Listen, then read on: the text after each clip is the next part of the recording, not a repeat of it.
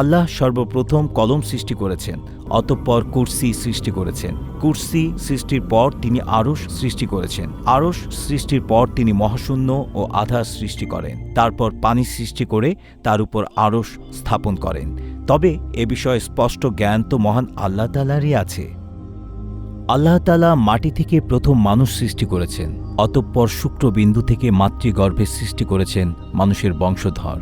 আল্লাহ মানুষকে শ্রবণ ও দৃষ্টিশক্তি সম্পন্ন করেছেন এবং সবকিছু শিক্ষা দিয়েছেন।